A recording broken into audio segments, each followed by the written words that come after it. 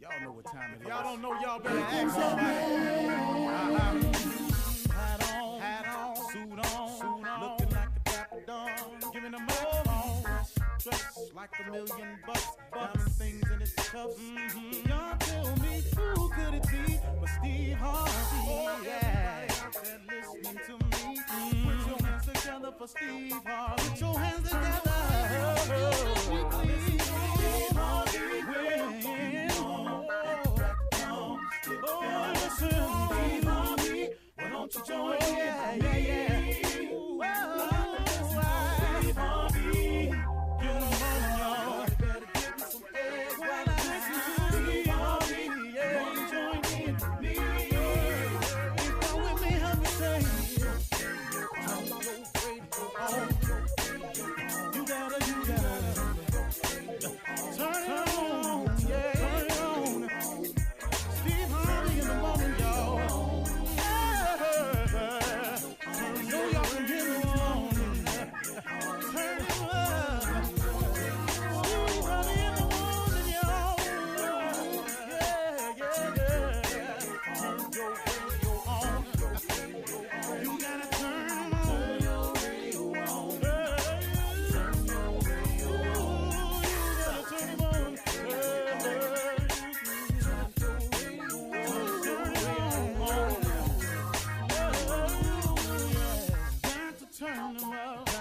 Steve Harvey got to turn them out. Steve Harvey turn them on in the morning, y'all.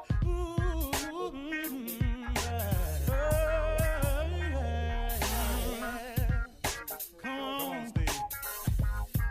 Come on. Do your thing, Big Daddy. I sure will. Good morning, everybody. Y'all listening to The Voice. Come on, dig me now. One and only Steve Harvey got a radio show. Man, God is in the blessing business. I'm in the receiving line. Man, that's a good feeling. That's a good feeling. You know, I thank God for waking me up in the mornings. I really, really do.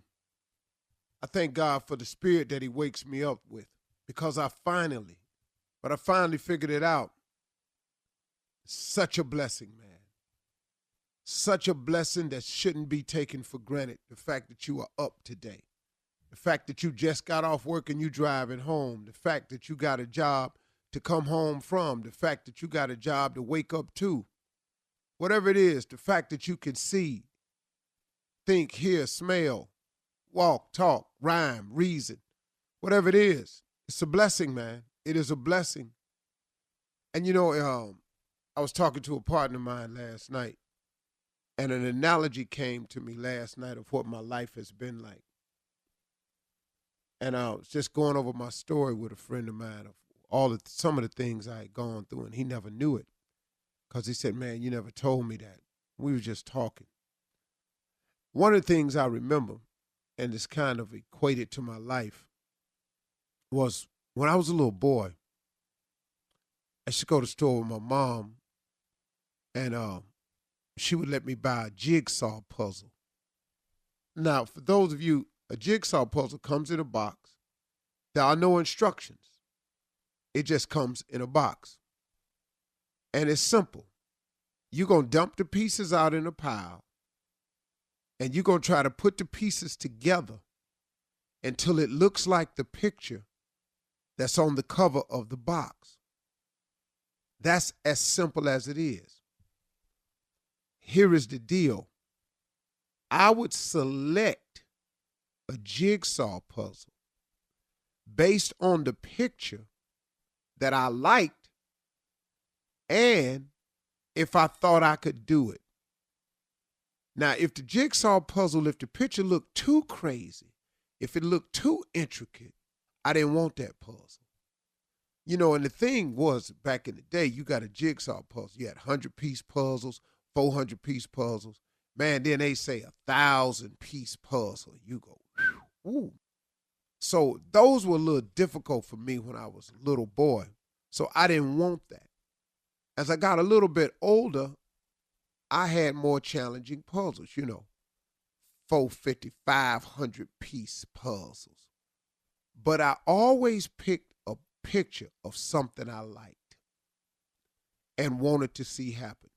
So it's very simple. You get the jigsaw puzzle, you get it home, you open it up, you dump it out on the table. You flip all the pieces over so you can see them. And then I would try to sort them based on the colors on the box. If it was like a black section, I'd take all the black pieces and slide them over there. If it was some flowers, I'd try to find all the pictures with little jigsaw pieces with the little floor, and I'd separate them.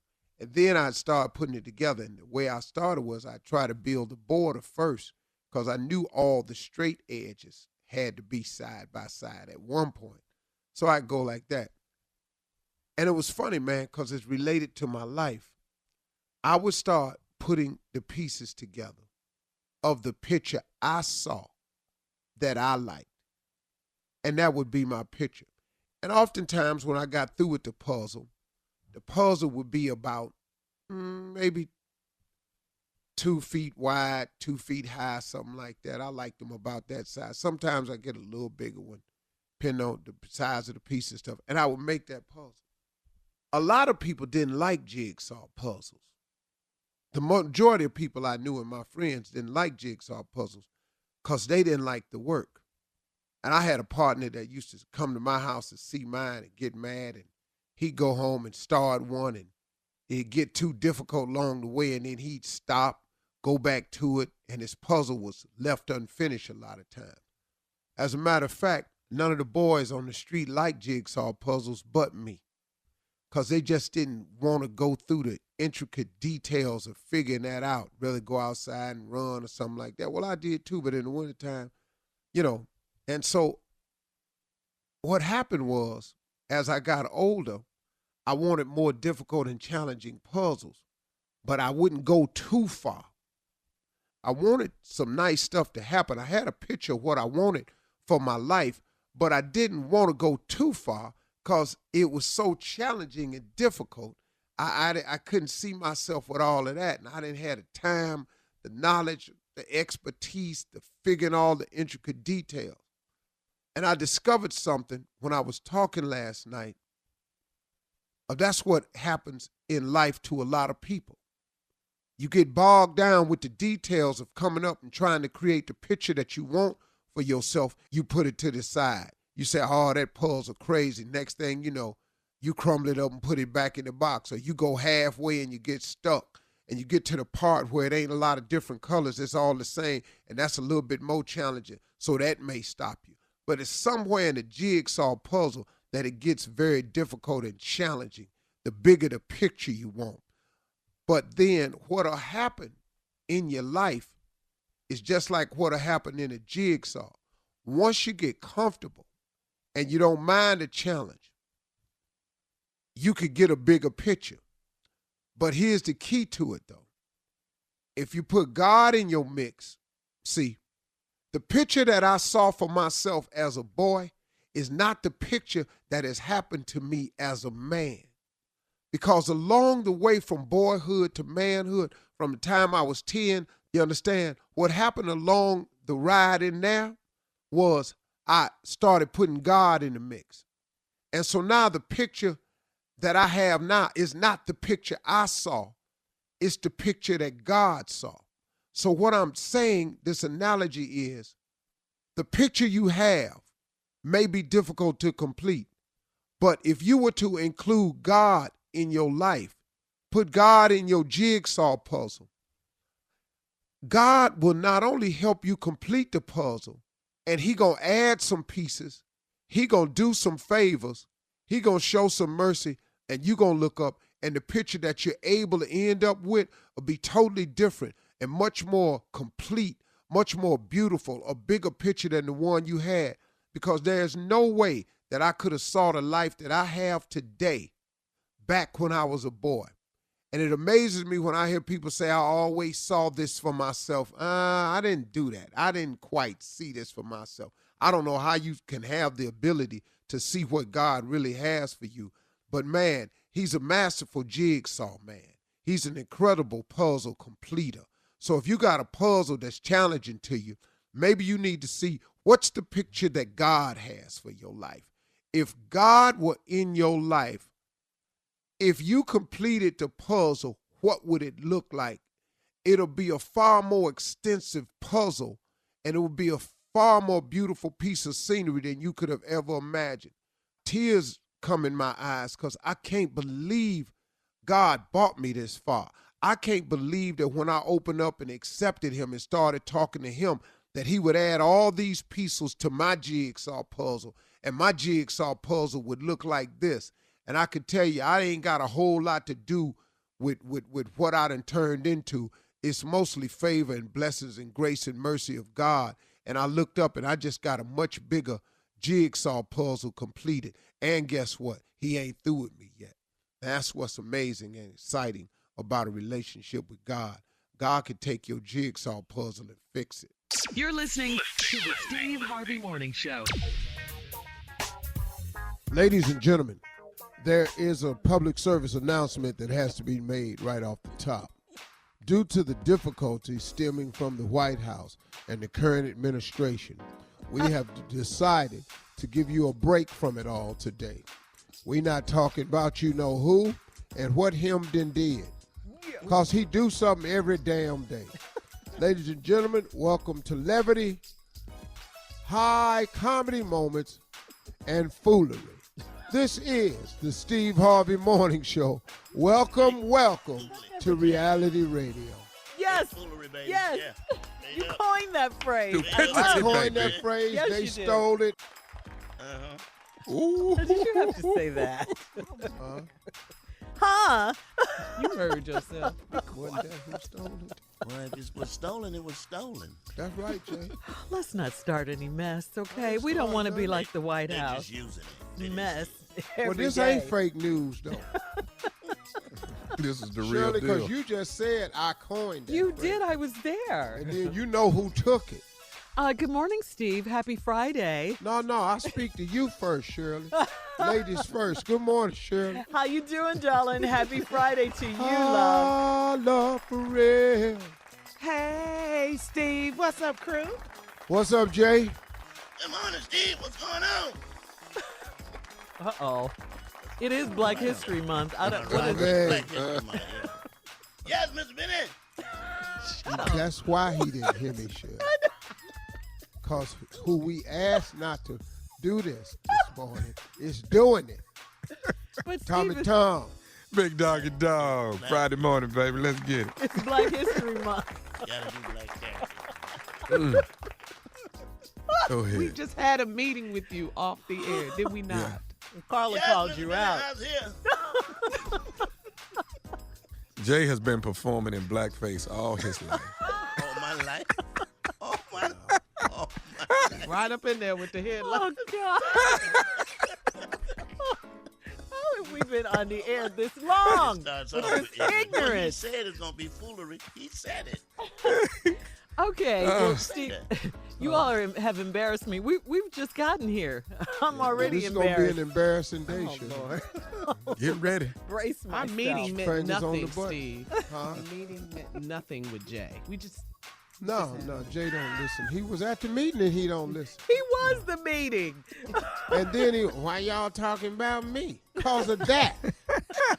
Right there. We ain't been on the air 8 minutes. No. I'm just trying to make some fun and just doing something. Oh, Kicking off the Black History Month. 3 That's all. violations. I don't know why y'all running. I knew he would get some. I ain't worried about Steve, but I knew. Team Tommy. You have to. Team Tommy You would have get to some. stop this, Jay. I don't know why y'all running. Shut up, Tommy. Now. I'm gonna kill you. Come on. Can Y'all know anybody- y'all ain't got no business on this radio. Can anybody do President Obama? We need him right now. We All right. need that. We Coming up definitely need at 32 after the hour. Yesterday was Chris Rock's birthday. We'll talk about comedy Rock. today versus comedy back in the day with our 3 comedians right after this. You're listening to the Steve Harvey Morning Show. All right, so Steve, yesterday was Chris Rock's birthday. That is your boy. Happy birthday, Rock. Yes, man, your friend. what's up with you? One of the greatest, Bad man. boy. Legend. And so, as I mentioned, as we went to break, you, J. Anthony Brown, Tommy, you guys, well, everybody knows this is no secret. You guys are all comedians, very, very, very great comedians. What does it take? I got to ask you this, Steve. What does it take to make it big in comedy today versus back in the day when you guys got started? And, I mean, you know, Steve, it's your show, so let us have it. Well, I mean, one of the biggest reasons back in the day when 85 when I started, Jay was already out there. Matter of fact, he taught me the ropes of comedy. It was my first gig on the road, and he was the first headliner that I ever met or worked with, and so he taught me a lot. But one of the main differences I know is two things. I'm just going to go quickly. Okay. Number one is the goal of the comedians on stage today seems to has changed from getting big laughs to getting big reactions. I think there's a misconception of the difference between a laugh and a reaction. Laughter is what we after, not, oh, snap. That's just a reaction. That's not a laugh. Your objective is to get laughs. And then secondly, I think the way that comedy's promoted. Oh. Yeah. Like Yeah. what? What do you mean by that? Guys, you want to jump in here? Give you a chance. Well, I think one of the things that for me, and when I met Steve, one thing that really made us, especially good writers, is that there were no black clubs. There weren't black audiences. So I hope you people don't take this wrong, but we played all white clubs because that's all you could play.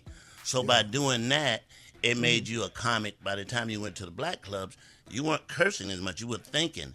I'm not saying comics don't think today, but playing those clubs in the beginning, by the time you moved over to an all-black audience, you build this ability up to work both audiences. Right. And a lot of comics today can't work white crowds, or they can't work clean. No. They just can't. If the audience changed, they dead in the water. Huge. And we had that when we was coming up. So white people don't like Huge cursing? No, I'm not saying they don't like. They don't That's like what I cursing, got but out. That's what I got out of that. It was it's a not different that. audience. Yeah. But you you know- understand what I'm saying, Steve? Yeah, because, let's just peel the skin back on the banana. Our culture can do it a certain way, and it's acceptable. Right. Okay. The other whites are not even familiar with that culture. So when you bring that culture to a white club, it's too many small things that they won't get. Don't mean this guy ain't funny, but he can't work a white room because he They're not used to doesn't that. understand the parameters. Because he just been doing black clubs, and a lot of the comedians today, if you put them in all white audiences, will die a dog's death because they have no concept of working both rooms. We were forced to learn that back then because the only rooms to work were white comedy clubs. And now they have the internet and their own little following. They could just stay in their niche, Okay. you know. Tommy? I've learned to make adjustments to like what he's saying. I've learned to make adjustments, whether I'm performing in front of a church crowd, whether I'm performing in front of a predominantly white crowd, whatever it is, I've learned, excuse me, to make the adjustments of whatever my audience is. Secondly, Definitely no cussing in front of the church crowd. oh, definitely. You know that. You know, I did the No, whole. I've done it. It wasn't posted. See, I've done everything. I did the whole Mega Fest thing. I did not one profanity word come out my mouth. So I make the adjustment. I don't know about Unc, but I have made the adjustment. Well, I'm sure he makes it now. I mean, I Yeah. think Well, at I see Mega comics Fest, play in front of churches like Steve and Tommy, and I say to myself, I don't know how the hell you do it. I really don't. So, Jay, you've never done a profanity-free show? A clean show? Hell no, I don't. Well, what were you saying, Steve? You were talking about it's Mega yeah. Fest I mean, you know, as I've done Mega Fest. Right. Bishop Jakes?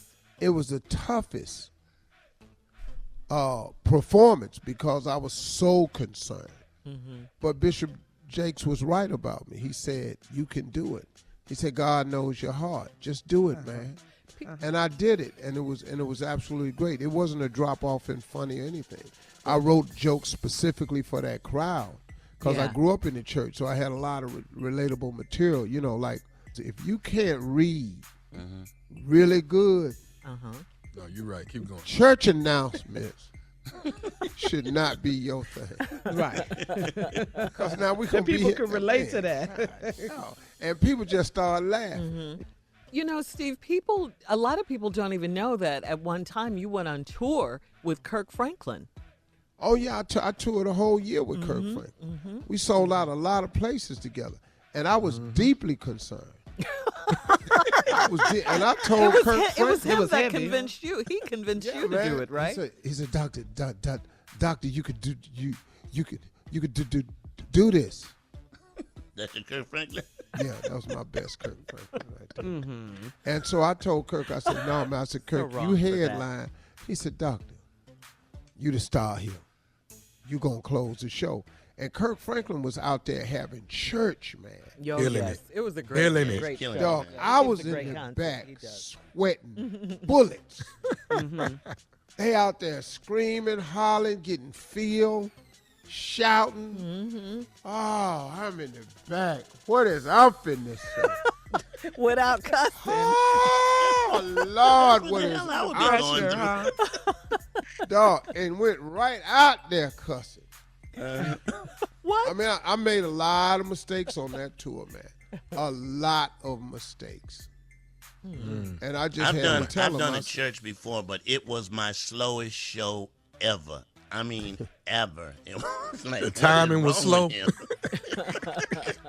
him?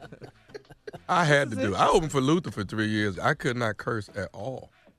Wow. At Oh, so you all, started off like that then. I started off no I cussing. had to stay in my Wow, lane. you've changed. Luther would have had to kiss my behind. All right, Hey. if you have any questions for the crew, please go to steveharveyfm.com. Coming up next, it is a nephew. Probably going to be a couple of cuss words in the prank phone call. You think? Just a couple. Yeah. We got to run that prank back right after this. You're listening to the Steve Harvey Morning Show. Coming up at the top of the hour, entertainment news. Nick Cannon was a celebrity guest host for Wendy Williams. Her staff was not happy about it. And Michael B. Jordan needed therapy after Black Panther. What? Tommy did too. Wakanda forever. Yeah, plus Miss Anna's going to be here to give us the latest from the White House. But right now, it is a nephew here to run that prank back. What you got, Neff? Shirley, we got a problem at the valet. Oh, hey. It's a problem at the valet. Run it. baby. Hello. Hey, Orlando. Hey, Tommy. How's it going? Hey, man, what's going on? You doing all right? I'm doing good. Doing good. What's up? Hey, listen, I need you to do something for me. Do you need your car details? No, not this week. Listen, I got something I want you to do for me. I'm doing a prank phone call, and I want you to call this guy and tell him you're the valet downstairs. Ask him for his ticket number and tell him, hey, we got a little bit of an issue, but my manager's going to call you back. Are you sure you want me to do it? You're the valet guy. That's all you got to do. All right? Why does the Mexican guy gotta be the valet guy and you get to be the manager? What's up with that? Just make this.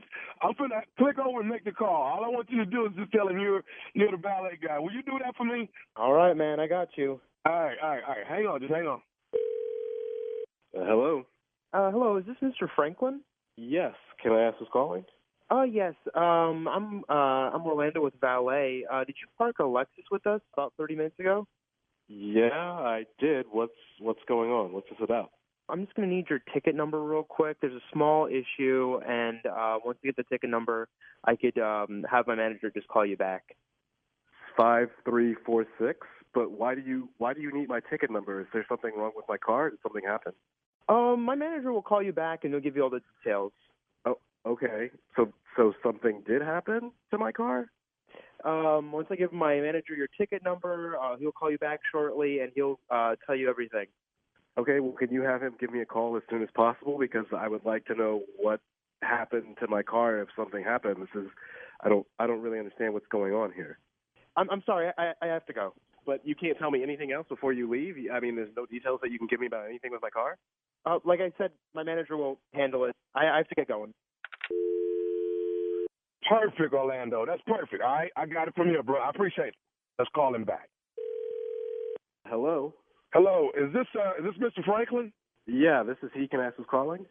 This is Cliff, man. I'm the manager here down at the valet. Oh, great. Thank you. I've been waiting to hear from you. Oh, my God. 30 minutes ago, you pulled in with they're telling me a silver light gray Lexus. Yeah, that's my car. What's going on with my car here? Okay, and what's your number? Is it 5346? Yeah, that's my number. I mean, I already went through this with the other guy. Can you just tell me what the hell is going on with my car? Okay, are you able to come downstairs right now? No, I can't. I valeted over there. I'm at a lunch with a client somewhere else. I'm not there right now. Why do I need to come down right now? Can you just? What is happening? Okay, so here's the deal, sir. We have one of the valet workers here has gotten mad and he left. He quit the job and he's gone. He's left the premise. The problem we're having right now is we don't see your car. What you know? And you don't see it. What do you? What? I'm sorry. What? Okay. Wow. All right. So my car is gone. My car is gone. Is that what you're telling me right now? Somebody quit your company and took my car? Well, hang on. We're looking on every floor, and we're trying to figure out if it got parked somewhere else. But he's gone, and we're that's why we called to get your number on there. Parked somewhere else, man? What the do you mean? Do I have a car or not? Did my car get stolen? How many floors do you have? How long did it take? I just bought that car. That is a brand new car, and now it's just vanished. Are you kidding me right now? Well, hold on. I understand. Let me ask you something. Is there a way? Maybe you can come by tomorrow and we can try to work something out and just see No, there is no way I'm coming by tomorrow for a car that's missing today. First of all, we need to get the police involved in this. I don't even know why. Wait, slow down, Mr. Franklin. Police right now. Mr. Franklin, we don't want to get the police involved in this. Who is we? Because I damn sure want to get the police involved. So who is we? I'm just saying, listen, I don't want to lose my job because we lost a car. If you just give me some time to find the car, that's all I want you to do is give me some time. Let me go by this guy's house where he lives and see if the car is there. You should already be in a car driving your ass to this man's house talking to me right now, okay? The fact that you're not there is malpractice. I'm calling the police. I'm suing the building owner. I'm suing the manager. I'm suing the who made the valet box. I'm suing everybody affiliated with your business. Do you understand me right now? Okay, but listen, Mr. Franklin, why are you upset with me? I didn't do nothing. I didn't take the car. Okay? Why am I upset with you? Why are you responsible for this parking lot? Are you a manager? What is your occupation, sir? What do you do? I'm the manager here, and Orlando called you earlier, okay? And we're trying to find out where the car is. We are. It doesn't really feel like it. You don't even want the police involved, man. You're not trying to find You're trying to cover your right now. I'm mad at Orlando. I'm mad at you. I'm mad at your company. I'm mad at the man who put the damn asphalt down in the parking lot. I'm mad at everybody right now, okay, Cliff? Okay, but calm down. Okay, but let me ask you this here. Are you mad at your wife? What is not my wife? My wife didn't steal my damn car. Ain't your wife named Carrie? How the hell you know my wife's name? You know how I know your wife's name? Because your wife got me to call you. This is nephew Tommy from the Steve Harvey Morning Show. Oh, damn. Franklin, you just got pranked, baby. Oh, damn. Oh, boy, we're going to marriage counselor for this one. This is... you had your boy. She said he just bought this car. He loves this car. He outside sitting in it when he ain't going nowhere. Wow, I can't believe it. Man, it's always the closest people. It's all. You know, I tell you who is not getting to ride in this car for a long time. She know what her name is. She know what her name is. Hey, man, tell me this. What is the baddest, I'm talking about the baddest radio show in the land? It's the Steve Harvey Morning Show, baby. Wow, Tommy. Mr. Franklin. Mr. Franklin. That's the part I like. Doing the Outside, asphalt. sitting in the car when ain't even going nowhere. Boy, I done done that before. Yeah. With the owner's car. manual. Oh, going That's the through only the. time you look at the owner's manual when you get a new car. When you get the new one. Yes. Well, you're right.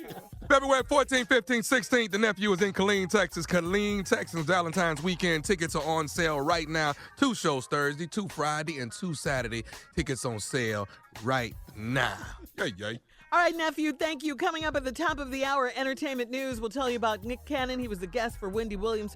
Michael B. Jordan is in the news, too. He needed therapy after Black Panther. We'll talk about it right after this. You're listening to the Steve Harvey Morning Show. All right, guys, coming up in 20 minutes, we'll tell you about Gucci. Yes, now Gucci. Oh. Gucci is apologizing. No, Gucci. No. the Gucci. brand. The brand. The fashion. Yeah. Is apologizing for selling a blackface sweater. What? I saw it. Okay, well, we're going to talk about it, Steve. Okay. Yeah. Okay, I was thinking I just bought a bag. Do I have to take my bag back? Gotta be. All right, but first, in today's entertainment news, so you guys know we've talked about this. I think we mentioned it yesterday that Nick Cannon is filling in for Wendy Williams on her show while she recovers from complications due to Graves' disease. Well, earlier this week, Nick shared a private conversation he had with Wendy and told her viewers, her co-hosts as she calls them, that she's on the mend and that the Hunter family is stronger than ever. However, some staffers were upset about that because they said Wendy gave Nick an update while they were completely left in the dark. A source also called Wendy hypocrite for trying to keep her business on the hush. Because she talks about everybody else's business. I guess that was their point in keeping her business, on the hush. The staffer said, please, she has made a fortune from tearing people down. This is a staffer saying this. However, when it comes to her own life, it's all a secret. Imagine if this was another celebrity living their life like she does. She'd be sipping the tea and talking about it in Hot Topics every day. She's such a hypocrite. No, yeah. Wendy still hasn't set a return date. You know what I don't like about this? I don't like kicking people when they're down, And she's upset. She's sick, out sick She's as going far through as we know. something, right? Yeah. Just wait on this. I don't know. Kicking Well, him and while I she's think- down, calling her a hypocrite and all that, But, it's some people partially feel right, like, but, too, though, Wendy's yeah. kind of gone there with people. This is what she does. She talks about people, and then now, you don't get information about what's going on with her. So maybe Right. that's what some of her staff people are saying. Right, that's how they feel. Right, I get it. You're right. I mean, I get it. They have their right to feel that way. I just think, she's her out staff. with this. Yeah, she's out with this disease. Just wait until you get the facts in. That's my. Look, You want them to I've take made a down. lot of mistakes with things I've said over the years, but I've tried my best not to make it, personal about people's personal business. I made a comment a long time ago about Cornel West and At the time. Cornel West No. and Tavis. Tavis Smiley. Oh. And I came back on the air and I apologized about that because what I said I didn't feel was right of me to say something like that. So if ever I've said something about a person that was, wrong or something or came out the wrong way, I've always tried to at least apologize for it.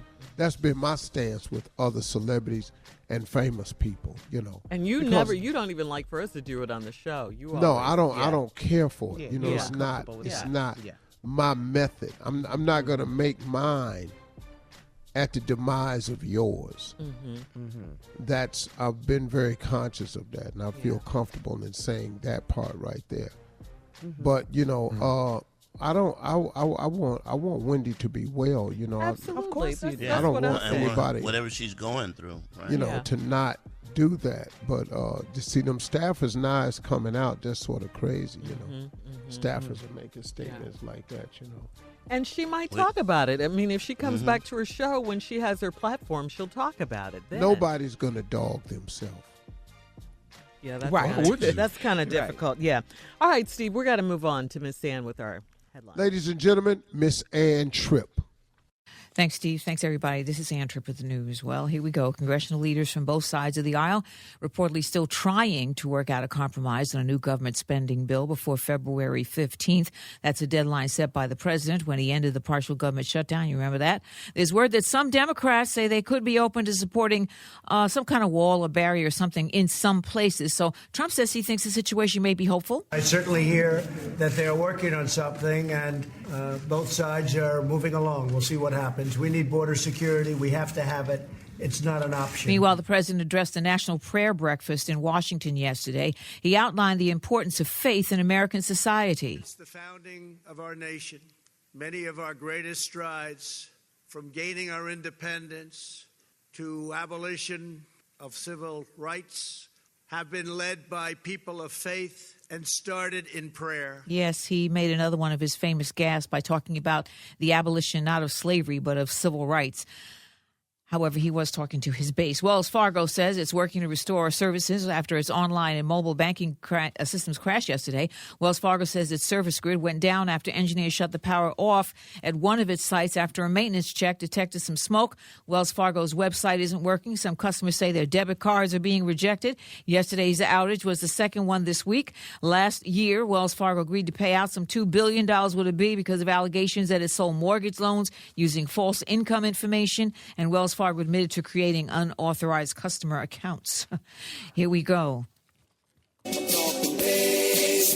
Yeah, we're talking about the loss of a legend, a black history maker. Baseball great Frank Robinson has died at age 83. Frank Robinson was a stellar player on 5 teams. He's the only player to have ever been named most valuable player in both leagues. Frank Robinson became the first black American to become a manager in the big leagues in 1975, 3 years after Jackie Robinson died. He first managed the Cleveland Indians, later managed San Francisco, Baltimore, Montreal. Frank Robinson later moved to the front office as an executive for Major League Baseball. Frank Robinson dead at age 83. President Trump's former personal attorney, Michael Cohen's agreed to testify before the House Intelligence Committee today and behind closed doors. The chairman of the committee is California Democrat Adam Schiff, confirming that. Today on The Young and the Restless, the show will present a special tribute to Christophe St. John's character Neil Winters. Christophe St. John was found dead of what authorities say looks like suicide on Sunday. And then finally, today is National Laugh But Grow Rich Day. Laid back. With my mind on my money and my money on my mind. Ain't it just? Now back to Steve Harvey's Morning Show. You're listening to the Steve Harvey Morning Show. What the heck is going on with the blackface thing, okay? Now Gucci, Gucci, the brand, you know Gucci, not Gucci Mane, Jay, but Gucci is is getting backlash, and they've apologized now for their racist blackface sweater. People are calling this sweater that they came out with racist and calling it blackface. It's a turtleneck, black wool sweater. Baklava? Is that how you pronounce that? Baklava sweater? Baklava. Yeah. Balaklava. $900, right? Yeah, $900. It covers the nose. It includes a red cutout for the mouth. Balaclava. Anyway, it was being sold, for $900 as far as we're concerned with tax and all that. Anyway, it's been sold in Gucci stores and online. It's being pulled, and Gucci has they've apologized, actually. This is an old trick. This is nothing but a trick. Do something that people hate and then apologize for it. Companies do this all the time. I won't even say it's an old trick. I say that's what everybody does. Right. Yeah, they do it. Yeah. Let's see. They deeply apologize for the offense caused. Gucci added that we are fully committed to increasing diversity throughout our organization and turning this incident into a powerful learning moment for the Gucci team and beyond. How? I wonder what they're going to do. The sweater was... You knew when you were producing that sweater, it was wrong. You knew that.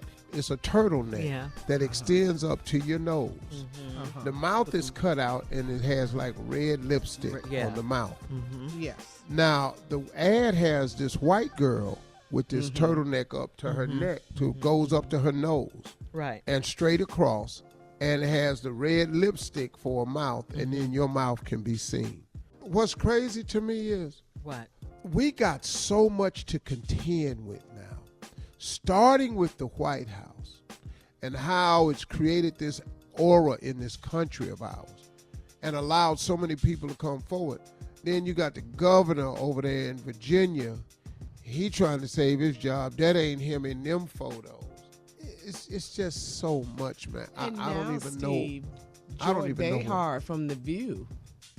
What did she say? She was in blackface. She was in blackface in a costume back in the 70s. Yeah. So she gonna lose her job? What? I don't know. The View And has been Joy real cool. quiet about it. Yeah. What whoopers say? Joy cool. Oh, my goodness. It's a lot, Steve. Man. Oh, my God. There's some sort of epidemic. Oh, my goodness. We're going to have to lay down these rules. We got to lay these rules down. Yeah. All right. Coming up at 34 after the hour, Robert DeNiro goes off on a driver outside of divorce court, and Sad. This was very sad. three of us on this morning show can relate. What? Wait a minute. We'll get into that right after this. You're listening to the Steve Harvey Morning Show. Robert De Niro was in New York City on Thursday as part of his divorce case with his estranged wife, Grace Hightower. When the hearing was over, De Niro went outside to meet his driver, who was nowhere to be found. De Niro was seen covering his face with a newspaper as he talked on his flip phone. What did De Niro say, Jay? I'm just trying to figure out what was he saying. He's waiting for his ride, and he's going, "Where the hell are you, man?" But he's cussing, right? "Where the hell are you? You're not here." And they got the papers over his head. The ride. He said, "I know you're not here. I'm outside. Where the hell are you?" This is, he's just going off, and there's no ride. The ride is not there. And he mad because he got this flip phone up. Too. Yeah, that's See, if you got a flip phone, you mad about that. Yeah. And I asked you to bring me an iPhone 5. iPhone Steve, 5? he lost his iPhone 5 in a divorce, so that was gone. Got this flip phone, can't text, got them 3 letters on one button. What, man? He never come out of court and lost everything. Oh, that's all he could afford now? Yeah. He can only afford a flip phone after the divorce? Oh, my gosh. Shirley, you got to see the video. It's hilarious, man. He's upset. They got him I saw covered it, in Jay. paper, Steve. Like you can't see his face. You talking to and he's me? on that flip phone. Where the hell are you, man? You talking to said me? You would be here. Wow. Steve, he's on the flip phone like the NFL coaches be covering up their mouth when they doing the plays. I'm outside. What's going on? Where are you? I'm outside the courtroom. I just lost everything. Man, I'm just telling is people starting to notice me. Right, I'm famous, okay? It ain't I'm famous. I'm the only one out here with a flip phone. Get your ass around here with this car, man. What I'm paying you for? Wow.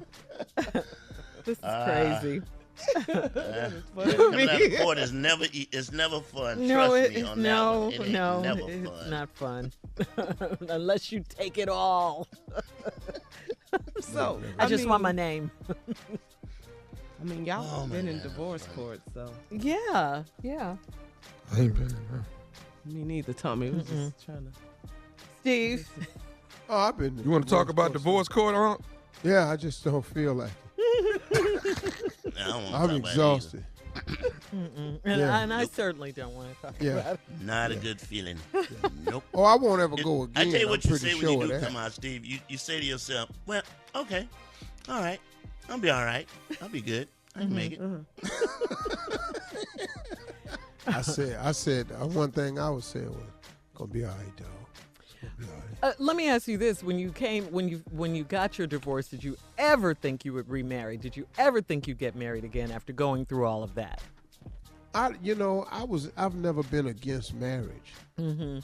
Because I saw my mom, my mother, and my father, and they were married 64 years. That's all I ever knew. So I've always believed in it. I thought that was the right thing to do for me. Was to have some kids, raise a family, be a parent, be a dad, help my daughters, help my sons, give a woman the right to feel like a queen,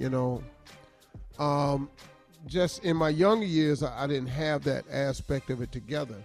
The providing part was lacking, and so I couldn't really make her feel like a queen because at times I wasn't very kingly. Yeah. So I had to really just come to terms with that. But that's very transparent of you, though, to say that. Yeah. I mean, but I always wanted to be what I saw my father. Yeah, you had a great example at home. To my mother, and I was trying. I was just getting it wrong, and then I just made a bad selection, man. Well, I mean, no one gets married to get a divorce. I mean, that's not what's in your mind when you take the vows. Or is it, Jay? Yeah. Hey, Jay, when you got a divorce, how long I was after standing the up there going, Jay, I shouldn't be here. Yeah.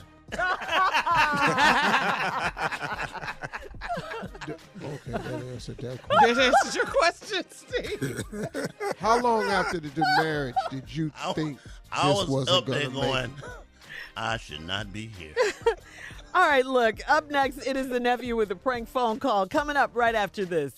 You're listening to the Steve Harvey Morning Show.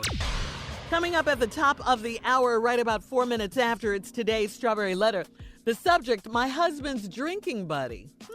But right now, it is the nephew here with today's prank phone call. What you got, Neff? I left my medicine in your house. Ooh. Yeah. I left my medicine in your house. Here it is. Hello, I speak to Clarence. Yeah, this is he. Who is this? Hey, Clarence. Hey, my name's Sherman, dog. Your house is the one that got broke into last week, right? Yeah, man. Just waiting on the police to get back with me. Tell me if they found these people or not, man. So, now, hold on. What's your name again now? Sherman. Thurman. How you hear about it? Oh, no, I stay a couple streets over. Everybody in the neighborhood kind of heard that y'all had got broke in on. Yeah, man, everybody been kind of real good around here, man. It just don't make no sense, man. You go out here and work hard for stuff, and then, people just do you like this, man. I'm just glad wasn't nobody hurt, man. My wife and my son, they alive, and that's the best thing, man. So, try not to cuss, but some like this happen, I understand, man. I do. You stay a couple streets over, you say? Yeah.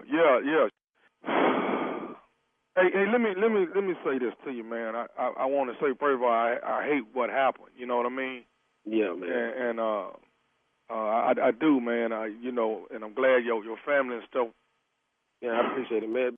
Well, hey, man, can I just say this here, man? And I don't really know how to say it, but I was with the two dudes that had broke in there. I was with them when they did that. Okay, did you just say you was with the that broke in my house?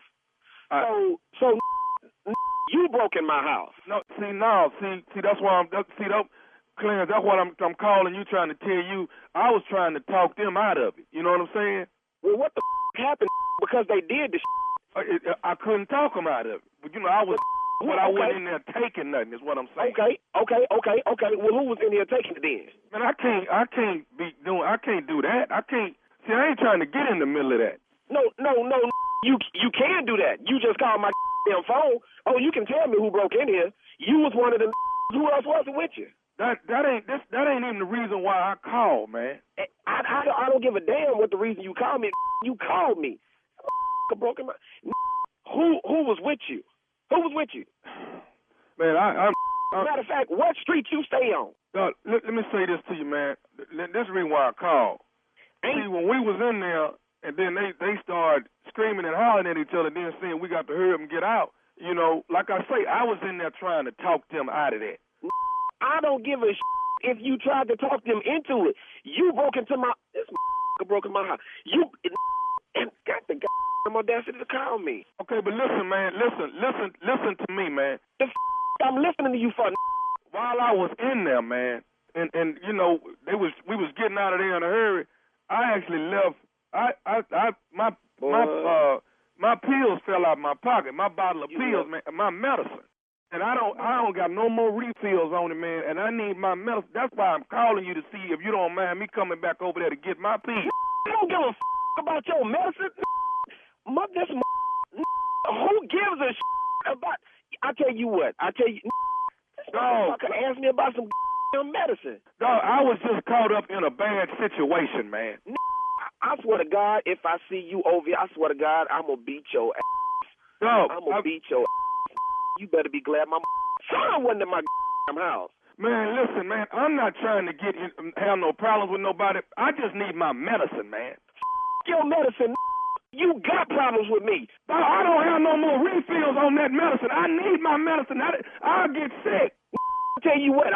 Come get your medicine. You know exactly where I stay at. I'm going to have the front door open. You ain't got to break in this time. Come get your medicine. I swear to God, you're going to need more than just that medicine. I'm going to put some on your ass.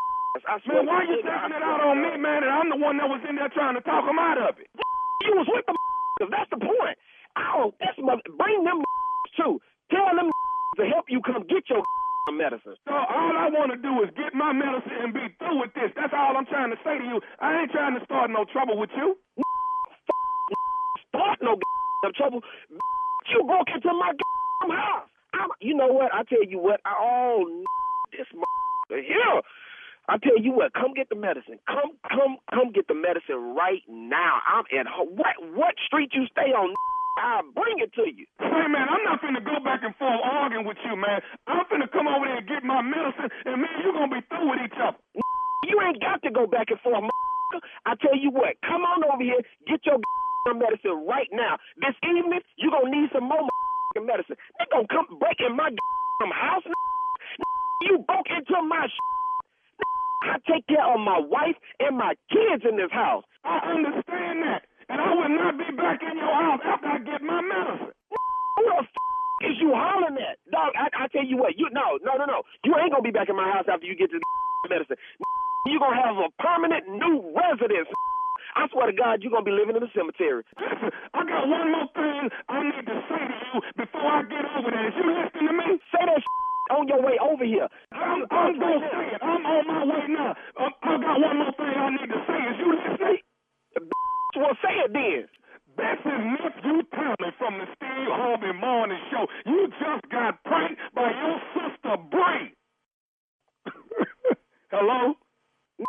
Who the is this? Hey, man. Hey, class, this nephew Tommy, man, from the Steve Harvey Morning Show. Your sister Bree got me to prank you, man. Boy, you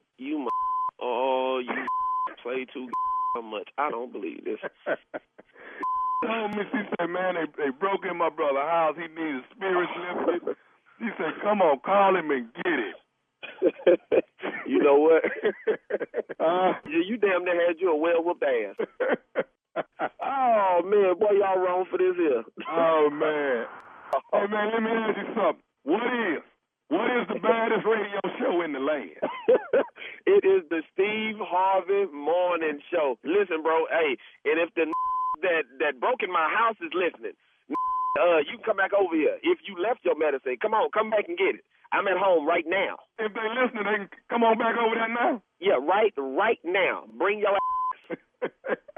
Boy, y'all wrong for that. Ooh, nephew Tommy.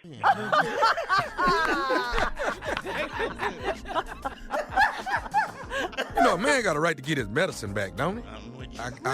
We broke in their house. I was trying to stop them people from breaking in the house. I just happened to be with them.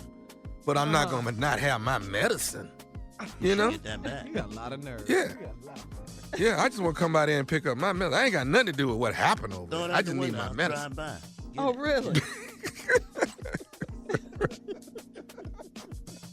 Somebody got to keep it stupid. That's all I'm asking. That's all I do. And you do. That's all. That's my job, Shirley. My job is to keep it stupid. And I will be stupid Valentine's night, 14th, 15th, and 16th in Killeen, Texas. Twice as funny comedy club. And then the following weekend, I'm still stupid. I'm stupid now at the Improv in West Palm Beach, 28th, 1st, and 2nd. The nephew will be there. All right? 1st, 2nd, and 3rd of March. I'm sorry. Damn, I done all that wrong. Hold on. Take two. Scratch all that. And then the following week, West Palm Beach, 22nd, 23rd, and 24th, the nephew will be there. 22nd, 23rd, 24th, West Palm Beach, Florida, the Improv. That's all. Stupid. It's like a little tour. I just take Stupid on tour. You know what I'm saying? Tour, right? Is that the name of it? Nephew Tommy's Stupid Tour? No, I don't like that because that sounds stupid. Wow. Stupid is what stupid does. You don't want that to sound stupid. Don't be That stupid, sounds Shirley. stupid. You don't You know want what I'm that. saying? I don't want to sound stupid. You want your stupid wanna to sound be intelligent. Okay. Yeah. Okay. It's just natural. Yeah. Well, thank you, nephew. Up next, it is the Strawberry Letter subject. My husband's drinking buddy. We'll get into it right after this. You're listening to the Steve Harvey Morning Show. All right, guys, it's time now for today's Strawberry Letter. And if you need advice on relationships, dating, work, sex, parenting, and more, please submit your Strawberry Letter to SteveHarveyFM.com and click Submit Strawberry Letter. We need your letters. We could be reading yours live on the air, like we're going to read this one right now. Buckle up. Hold on tight. We got it for you. Here it is. Strawberry Letter. Subject, my husband's drinking buddy. Dear Steve and Shirley, I've been married for 3 years, but my husband and I have been together for 13 years. Our relationship has had its challenges, and lately, we have been arguing over bills and the fact that he sometimes stays out until 5 a.m. drinking. My husband and I split the household bills each month, and the past 2 months, he's been coming up short with his half of our rent money. Whenever I talk to him about money, he gets an attitude and calls me controlling. On top of not having his portion of the bill money, he's been lying to me about his whereabouts when he's out all night. He's been a heavy drinker since I met him, but it's never been a problem. When we first met, he and I hung out with my sister a lot, so they became drinking buddies because I was not a big drinker. At first, it was no big deal when they hung out, but I had to ask my sister to stop inviting my husband out once we got married, and she did. The past few weeks, they've been back to their old tricks, hanging out drinking to all hours of the morning. When I asked my husband why he feels the need to hang out with my sister, once again, he said I'm controlling and I need to stop nagging him. But I've caught him in several lies about where he's been, so I can't help but think he's at my sister's house or they're out together. Deep down, I feel like something is going on with them, and maybe he's giving her money to keep her quiet. My sister swore that it's innocent and they just like hanging out. I need your advice. How do I get my sister to see that she's being disrespectful? And is there a way to talk to my husband so he won't think I'm controlling or nagging him? Please help. Well, now, he's spending way too much time and way too much money, I'm sure, with your sister, all right? I can only think that you're right, what you're feeling, that something is going on between the two of them besides just going out getting a drink. Who stays out till 5 o'clock in the morning drinking? I mean, you know, I know there are alcoholics in the world. That's not what I'm talking about. This is beyond, to me, just drinking buddies. He's drinking with your sister. He's staying out until 5. When you talk to him about it, he says you're controlling or nagging him. Those are all signs to me. Put that together. Yeah, and you put that together with how you're feeling. Why do you continue to let them go out together, though? I mean, or if you suspect that he's at your sister's house, why don't you go over there and see what's really going on? Controlling, no. You just want the agreement to follow through. You know, you guys going half on the rent and all of that. Yeah, he's spending his money on your sister and on alcohol. It takes a lot of money to stay up until 5 o'clock drinking. So how do you let your sister know that she's being disrespectful? She already knows. You've asked her to stop. You've asked her. She knows that if she continues to do it again, continues to do it, that she's being disrespectful. So, you know, this is a mess. This is another Strawberry Letter mess. You're going to have to, I don't know, I don't know, really. I'm going to just be honest. I don't know, but I do believe that you need to get to the bottom of it. You don't to figure out what's going on. You don't have to catch them in anything. You feel it. You see how they're acting. You know something's going on. That's how you get to the bottom of it. Believe in what you feel. Steve? Yeah. All right, here we go. Let me tell you ladies something so you understand this. The term controlling or nagging is a term that was created by men. We do this. This ain't no secret or nothing. But we call you controlling or nagging so you can stop controlling and nagging us. That's the only reason we label you that as controlling or nagging is so you can stop controlling or nagging us. Now, there are a lot of men who really don't deserve to be controlled or nagged. But for some reason, I had a partner of mine who was dating a woman whose parents were that type of relationship, and she brought that to him. And she was very controlling and nagging, and this guy was trying to treat her like an ultimate queen. So there are people out here who do this. But we use this so you don't control us or nag us, okay? So now that we've got that out the way, this Okay. woman's been together with this 3 years with this dude, and our relationship had its challenges. They've been together for 13, though. So lately, they've been arguing over bills. Money's a big argument in a relationship. We all know that. They sometimes, and the fact that he stays out to 5 a.m. drinking. Now, you got a lot of problems. You got bill problems, and he ain't home. He stay out to 5 a.m. drinking. What? Who open? Who open? Damn. Her house, sister's Damn. house. I'm trying to tell you, clubs and bars is too. I know. My husband and I split the household bills each month, and for the past 2 months, he's been short. Whenever I ask him about the money, here we go. He gets an attitude and he calls me controlling. On top of not having his portion of the money, he's been lying to me about his whereabouts when he's out all night. Now, here's the key in this line. He's been a heavy drinker since I met him, but it's never been a problem. Why the hell is somebody a damn heavy drinker and it ain't a problem? Who do you know that's a heavy drinker and it's not a problem? I know no one. No one. No one can be a heavy drinker. Lady, you've been trying to tolerate stuff for a long time. But when you said in this letter, he's been a heavy drinker since I met him, but it's never been a problem. Good Lord Almighty. When I first met, he and I hung out with my sister a lot. So they became drinking buddies. Right? That's when the problem started. Y'all started dating. He couldn't hang with you because you didn't drink enough. So he found your damn sister. Lucy the Lush. Yeah.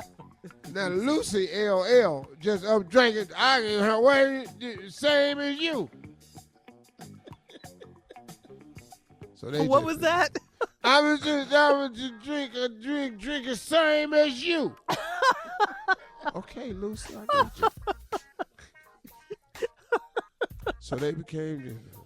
All right. Well, they hang became on. drinking buddies because I'm not a big drinker. You have a part 2 to that. We'll have part 2 of your response coming up at 23 after the hour, Steve. My husband's drinking buddy is the strawberry letter for today. We'll get back into it right after this. You're listening to the Steve Harvey Morning Show. Hey, listen up, everybody. If you're like me, you use your phone for everything, which can be dangerous without an unlimited plan. Luckily, there's Walmart Family Mobile. Yeah, you get 2 truly unlimited lines priced for under $75 a month, powered by T-Mobile. You even get 5 gigabytes of mobile hotspot per line. That's hot. They've got the latest smartphones to choose from. Just visit myfamilymobile.com or stop by Walmart to save today. Walmart Family Mobile. Get everything you love about Walmart in mobile. Video typically streams at DVD quality. See terms at myfamilymobile.com. All right, Steve, let's recap today's strawberry letter. Subject, my husband's drinking buddy. So this lady been with her husband 13 years. The relationship had a lot of challenges. He ain't been paying his bills. Y'all split the bills. Last 2 months he ain't been playing. He been staying out to 5 in the morning, and he's been lying about his whereabouts. When you talk to him about the money, he calls you controlling. On top of his not having the bill money, he been lying to me about where he been out to. He's been a heavy drinker since I met him, but it's never been a problem. What? That's so crazy to me. But hold on to that because she going to do it again. Because I was not a big drinker at first. So he became drinking buddies with her sister because she said, I'm not a big drinker. At first, it was no big deal when they hung out. See how she be writing stuff off? Now, when he drank a lot, that wasn't a problem. Now he hanging out with your sister all night. That at first, it was no big deal. How that ain't a big deal? Right. But I asked my sister to stop inviting my husband once we got married, my husband out. She did. Past few weeks, though, they've been back to their old tricks, hanging out, drinking to all hours of the morning. When I asked my husband why he feels the need to hang out with my sister, once again, he said you controlling, and you need to stop nagging him. Steve. You don't drink. Come on. Why you sound drunk? I know. Because you write a letter, you have to be it. This is not begging for a reenactment. This It letter. is. The sister calling the sister. I like And it. so, first let me finish this. I called him several lies. I can help. I can't help but think he's at my sister's house or they out together. Now, deep down, I feel like something going on with them. Maybe he's giving her money to keep her quiet. That probably ain't a problem to you either. My sister swore it was innocent. I think your sister lying. Drunk people do have a tendency to lie. That they just like hanging out. Hanging out for what? I don't need to hang out with you just to drink. I can drink at home. It's something the hell going on. I need your advice. How do I get my sister to see that she's being disrespectful? How the hell your sister? Well, your sister ain't gonna see it because your sister alcoholic. Alcoholics don't ever see nothing right. Your sister alcoholic, staying out all these nights till 5 a.m. drinking. Yeah, she's alcoholic. Ooh, yeah. And he is too. And is there a way to talk to my husband so he won't think I'm controlling or nagging him? You need to quit worrying about how everybody feel, because ain't nobody worried about how you feel. Amen. Wow. See, that right there? How do I talk to my husband so he don't think I'm controlling or nagging? Stop worrying about what he think. Stop worrying about what your sister think, because don't neither one of them care what you think. They out drinking. You're fine. Now, what's the reenactment we gonna do? The sister is calling the sister. All The right. drunk sister. Okay, are you the drunk sister? No, you. No, you. Okay, I'm You the were drunk already sister. doing it. So, You do drunk. yeah, you do drunk real good. Steve. Okay, go ahead. Hello, Carletta. Uh-huh. This is Cynthia. I need to talk to you about Earl, Cynthia. your sister. Yeah, this. Oh, that's Cynthia. You only got one sister, girl. Don't hey baby me. What's going on with you and Earl? I need you to tell me something. What's going on with who? You and Earl. Daryl. Carletta, you and Earl. What's going on with you and Earl? Earl. Why you out so late with my husband? What's going on with that? Oh, Earl. Yeah, Earl. Right. Earl. How is he? He's fine. He with you. He over there, drinking with you. What you mean? How is he? He's not here right now. He is there. He just called me and said he's over there. Let me go in here and see. Go see. You know what? He is in there. I told you he was there. He didn't Why tell you guys me he drinking was in so- there. How long he been here? He been there all day. How long y'all been over there drinking? What's going on? I didn't start drinking until later. What time did you start? At 4:30 4 or 4:30. Which one is it? yesterday. You started You started drinking yesterday? Yes. You need to stop drinking. You don't tell me what to stop. He said you trying to control me, and you I'm not nagging. trying- He said that. He said I'm a nigger? He said, huh? A what? A nigger. Oh. Yes, you's nagging and controlling him, and that's why he comes over here. Well, y'all need to stop drinking.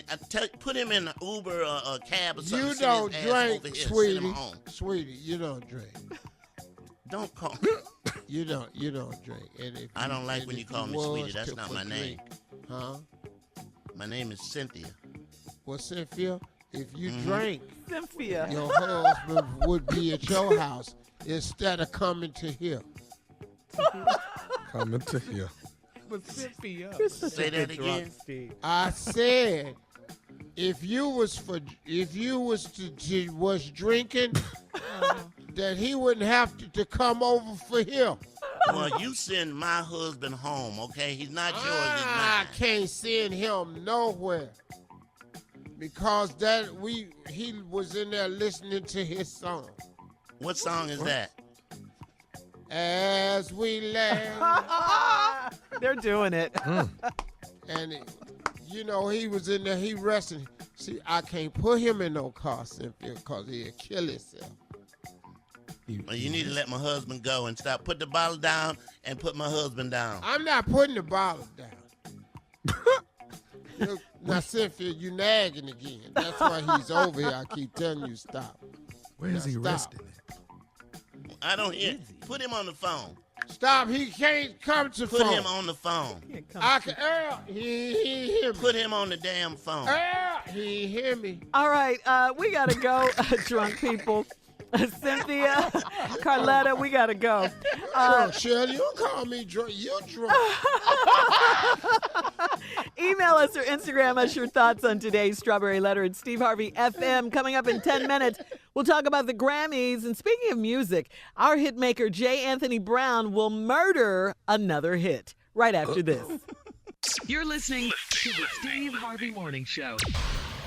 Well, the Grammys are this Sunday. It is hosted by Alicia Keys. This will be a first Kiki. for her. Yeah, multi-Grammy award-winning Alicia Keys. Performers and presenters include Cardi B, Travis Scott, Lady Gaga, Young Thug, Miley Cyrus, her, Janelle Monáe. And then the nominations include Record of the Year from Drake, God's Plan, Song of the Year, Booed Up by Ella Mai, Best R&B. Mm-hmm. Yeah. And nothing for me. No, for You're Murdering the Hit, no. I don't. I've done so many songs. The Grammys has never called me. Wow. Never Jay. called me. I'm always on point. Yeah. I got a song. I went into the studio. I did a little something. I got something right here. Yeah, you got a song today, yeah. I got a song. You want to hear it? Well, Here it we is go. time, yeah. It's dedicated to chicken wings, or wangs, as we like to say. Hit it. All right. Here you go. Go ahead and say that wing. Chicken wings. Let them know how you feel, baby. Chicken wings. I'm in love with chicken wings. They're my favorite thing. At every barbecue, you know what I'm gonna bring. And when I'm feeling spicy, I splash on Momo 4. I like them baked or fried with a big plate of fries.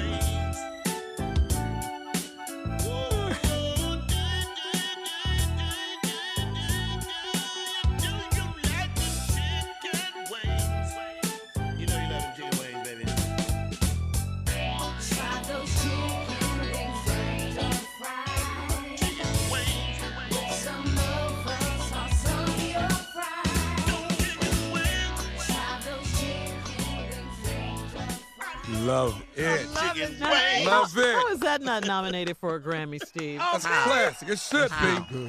How did they not call me? How? I'm in love with chicken Chicken wings. wings. Go ahead, Jay. That love was it, good. Jay. Yeah.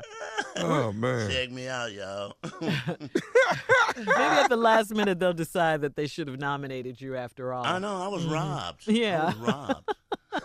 Once you dropped it on the ground, you had me, baby. You had me on the ground. Yeah. Right up there with Travis Scott and Cardi B now. Well, don't you kiss it to God? Ain't that what they say? Kiss Kiss it to God. Yeah. God kiss it, devil miss it. That's it. Uh-huh. Wow. Even as a cool, grown Jay. man. Yeah, that was good. Now, you, Steve and Jamie. Jay, Thank y'all you. got to make a Thank you. song. Y'all got to make a song. We should. I'm waiting. Because Steve can play the piano, see. Oh, we yeah. gotta do blues. We can And do blues. sing. Yeah. And he can sing. He play the piano, and I play the harmonica. Oh, man, we do a blues song. Yeah, we got to do a blues song, man. Oh, and it could be nominated for a Grammy. What would Yes. y'all do? Yeah. And the winner is Right. Steve Harvey and J. Anthony Brown. Terrell, Kenya, y'all go to bed. Daddy love you. I already got my speech. I'd like to thank my Lord and Savior, Jesus Christ. Yeah. That'd be so crazy. Grant. That'd be great. Living Room Productions, man. That's all you gotta do is come on by. Living Room Productions. Living Room Productions, baby. That's where the magic happens. That's where the magic happens, right in the living room. How do you come up with those things, Jay? You hear a song on the radio, and you hear a song that you can murder. You see, they write the songs. I just figure out how to murder it.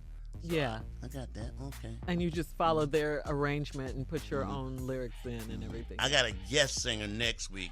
He did I'm Living My Best Life. Oh. You got a collabo? Yeah. What? Yeah, Smile? collabed on it, right. Mm-hmm. Uh-huh. It's called I'm Living My Broke Life. You're going to love it. Trust me. Fire jam. It's fire. I'm living my paycheck to paycheck life. Yeah, it's I ain't going back and We're going to forth. drop it next week. It's going to be dropped. Oh, okay. And that's sure to get a Grammy. Yeah. So y'all gonna watch this Sunday, the Grammys? Oh, yeah, definitely. Yeah. I'm watching. It's gonna be better than the Super Bowl. Why not? I can't spend another Sunday watching nothing. I'm scared to death. And is Jennifer Lopez is Yeah, she's supposed to be doing this Motown tribute, Jennifer Lopez. A lot of people upset about that. A lot of people were very up in arms about it. You know, they were saying a lot of people from Motown still alive. yeah, Why the living hell ain't legends doing from it? Motown are still alive. I love Jennifer Lopez. Oh, yeah. I do not understand the selection for that.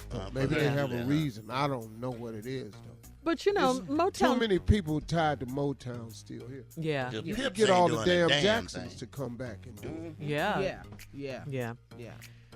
All right, well, thank you, Jay. Coming up at the top of the hour, more about food. Some Americans would give up sex for pizza. Hell no, it ain't enough pepperoni in the damn world. Who the hell said that?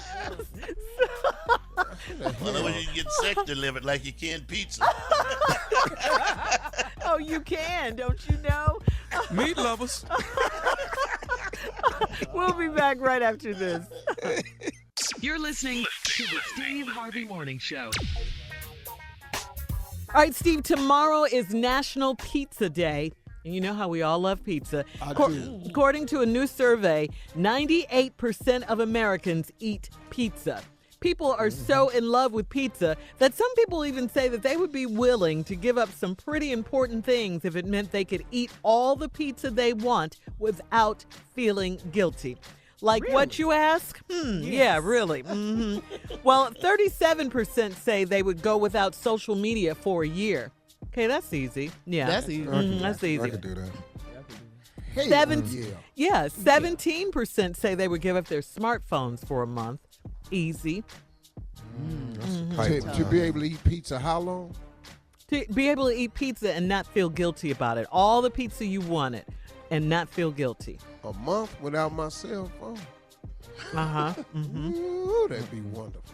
Yeah, right? Right. 17% said that they would give them up.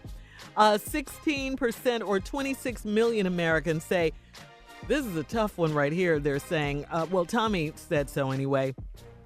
26 million Americans say they would actually give up sex for a whole year. No, I wouldn't eat no more pizza. Don't give a damn about looking back here. Nope. Give up sex for a year.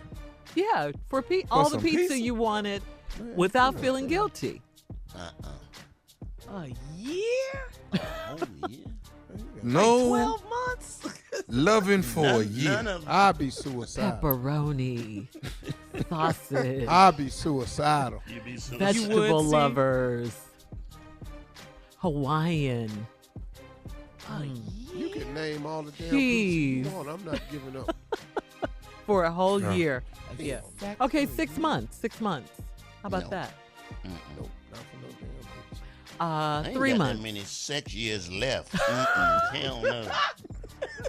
How many months? 3 months. 3 months. Let's break it down. What do you get for 3 months? You get to eat all the pizza you want, not feeling guilty about it, but you have to give up sex for 3 months. But how long do you get to eat the pizza? For as long as you want. You can eat pizza The and rest not of your life? Yeah. Oh, okay. Don't Are sound you so are you bad. actually leaning towards this? You can eat all the pizza you want, and you don't worry about your diet or anything getting fat. None of that. Too much cheese overload, too much dairy. None of that. But give up sex for 3 months. Pizza though. Yeah, give 90 up. days. Give up. Yeah, 90 days. Sex for pizza. Give it up. I'm not giving I wish I would. It ain't I wish I would. Ooh. Unless Stuffed Steve is pizza. considering Yeah. it. Yeah, rest of my life pizza. Nah. 3 months, just 90 days. Yeah. I do. Hell, I wrote the turned to a 90-day vegetarian. rule. I asked women not to have sex for 90 days. I know good and hell well. I got to be able to do it. I wrote the damn book. You gotta walk. You gotta the walk walk, the baby. talk. I got to walk the walk, baby. I ain't wrote no book, so no. Oh. All right. Okay. 3 months. Steve is, he's on the fence. For the He- rest of my life, pizza. pizza and not feel guilty No, about it. yeah. All the pizza Yeah, you want Yeah, I could do that. for 90 days. All Yeah, right. he's out. 60 days. 2 months. Yeah. Yeah, if he could do Tommy 90, and he'll Jay. do 60. No, I'm talking. Yeah. I'm not. Tommy and I'm Jay. not. I'm not eating the pizza. I'm not messing with the pizza. I will fast. I'm not doing it. No. I'm not doing it. You're not taking that away from me. And I'm that's not A doing month, That's 30 the one days? enjoyment I got. It's all I got, Shirley. 30 days, guys. 30 days. I'm not giving you 3 hours. No. What? A day. Realistic, Tommy. Yeah, a day. How about one A day? day. Man, skip that. He ain't having for him yesterday. He can do it It damn sure day. didn't, Steve. It Yeah, sure. I why I know said he be can do realistic. it. Yeah. Sure didn't, Steve. It, Boy, let me tell you something. He's committed, isn't he? You know how this go. Thought we married. What Yeah, does that they just mean? lay Happened over that there in one of often. them hunting outfits, and you know not to go over there. oh, Describe the hunting outfit. They be Steve. laying I over love there in this. that damn hunting outfit, them sweatpants on, and them big thick wool socks rolled down, and Ooh, them lint sexy. balls all on them damn sweatpants, and that damn jersey or t-shirt. no, Steve. It's Nope. when you know. It's when you know, dog. When they come to bed with that onesie on, you know. With the feet in it, you know. This is not happening at all, Now, partner. when they come to bed with jeans and boots on, Who does that? Wait, Jay in a coat. you know, in a coat, Tommy, you know. That's that don't even think about it outfit. Laying over there with that damn bathrobe on with all them fur balls on it. Tied in a knot with their back to you. With that head another one, rag Steve. on with all that sulfate Glover's Yeah. mane in it. Yeah. No, Here's another one, Steve. When they come to bed like this.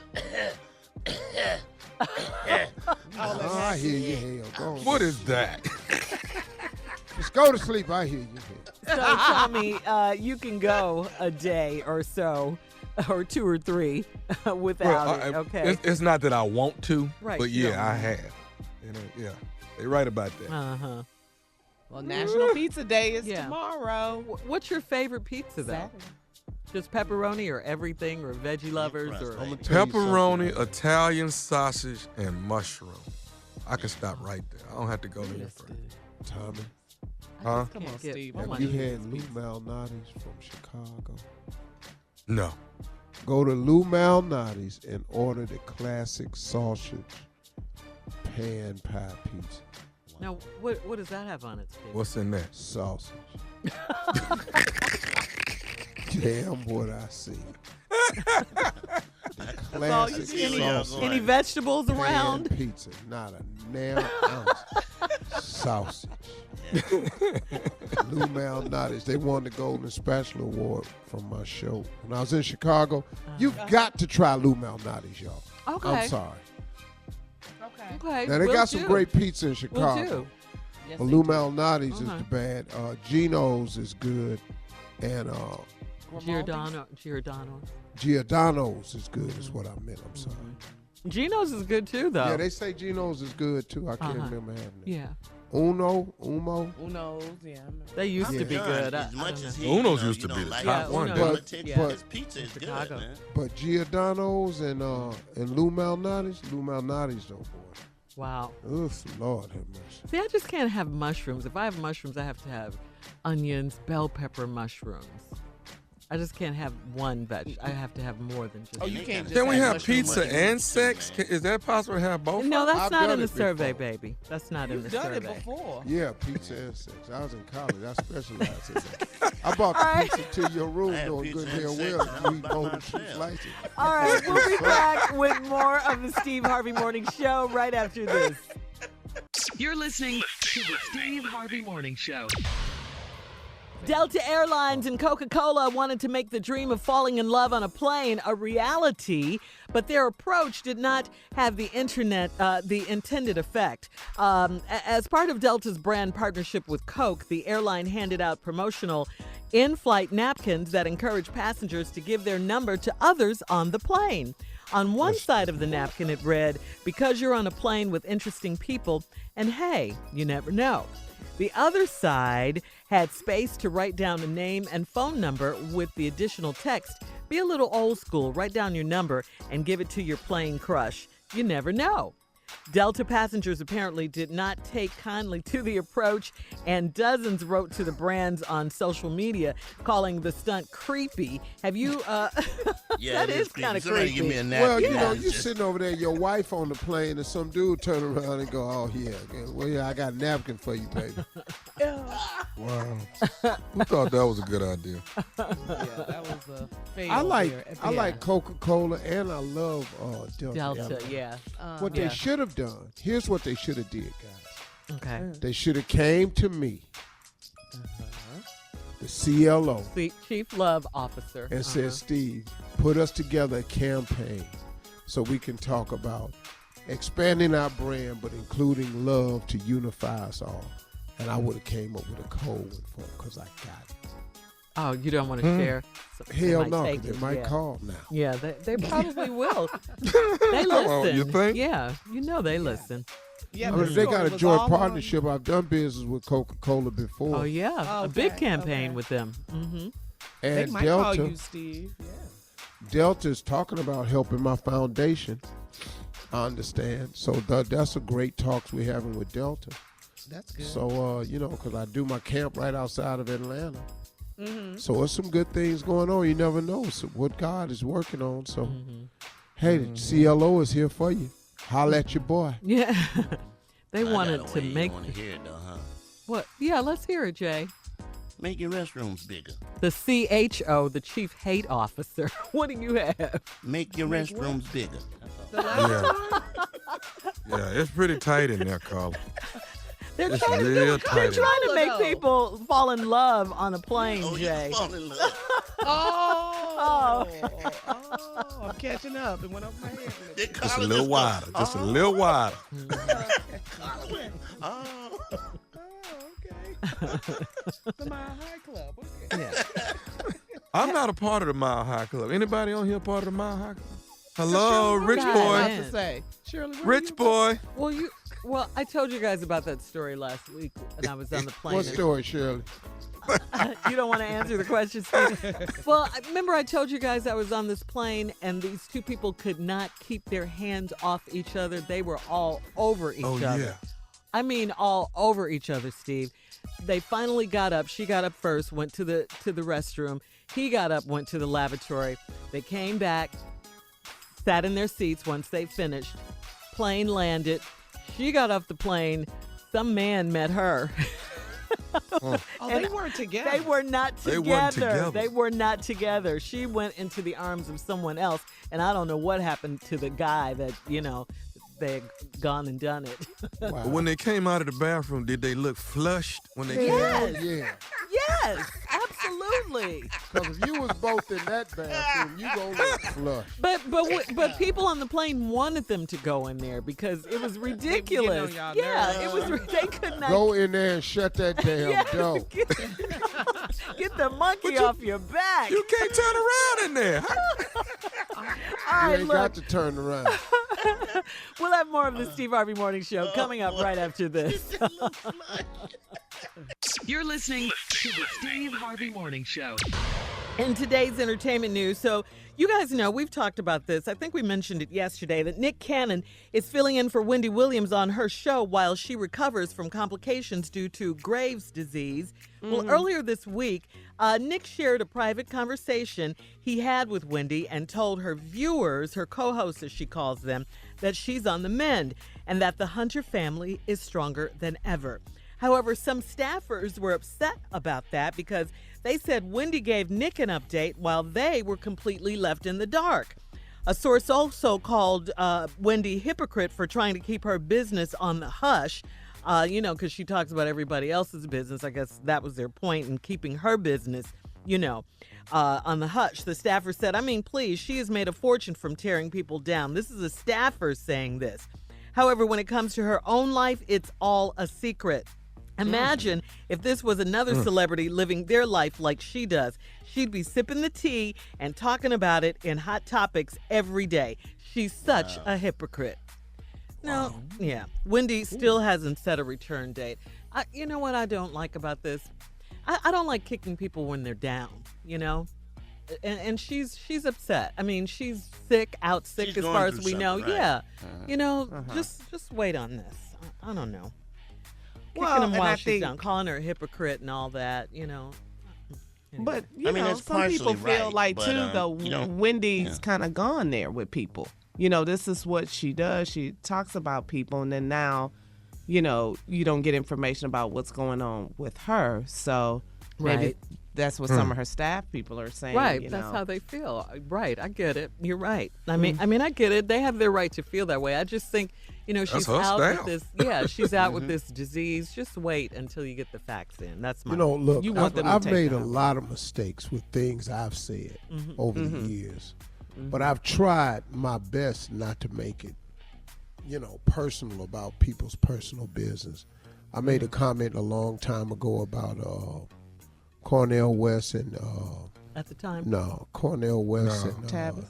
Tavis Smiley. And I came back on the air and I apologized about that because what I said I didn't feel was right of me to say something like that. So if ever I've said something about a person that was, wrong or something or came out the wrong way, I've always tried to at least apologize for it.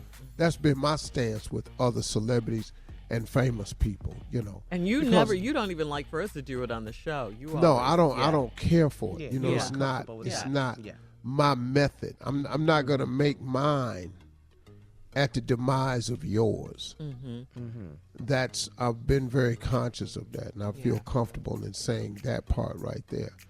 But I don't. I want Wendy to be well. Absolutely. Of course you That's, do. that's I don't what want I'm saying. anybody- Whatever she's going through, right? Yeah. to not do that. But to see them staffers now is coming out. That's sort of crazy. Staffers are making statements like that. And she might talk about it. If she comes back to her show when she has her platform, she'll talk about it then. Nobody's gonna dog themselves. Yeah, that's Right. kinda- Would you? that's kind of difficult. Yeah. All right, we'll be back with the close. Today's been a good day. We'll be back to close What a out the day. show. What a Yeah. With Steve's closing remarks coming up at 49 after the hour. Right after this. You're listening to the Steve Harvey Morning Show. All right, Steve, here we are on this Friday, our last break of the day, last break of the week. I've been really, really on a mission here to try to encourage people, because there are actually moments that I feel lost. I'm pretty sure all of you had those moments here on the morning show. Absolutely. But, there's just times when you just are confused and you just don't really know what to do. So I was going to replay another one, but I'm in it now. So, You're on to something, sir. here it is because, Look at God. it is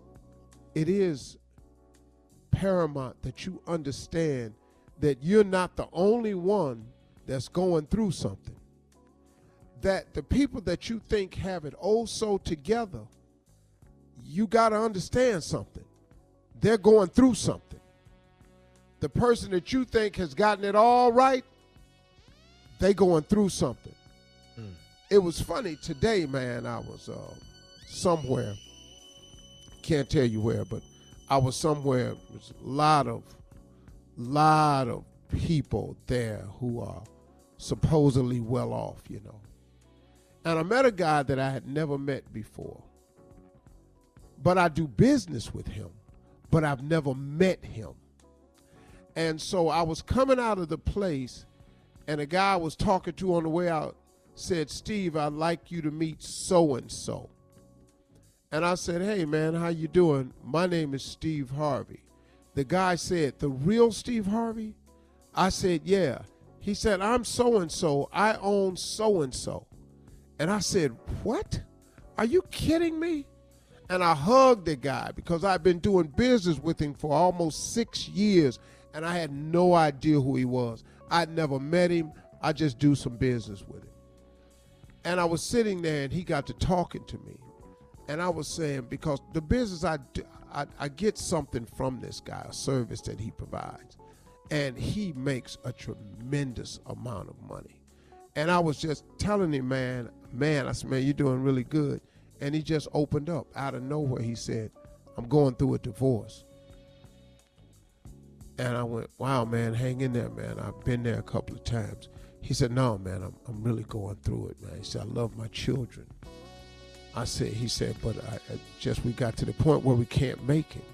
And this is a guy who, keep in mind, on the outward appearance, has it all working. I mean, when I met him, I was going like, whoa, this is the guy, man. This is the dude that does the thing that people love.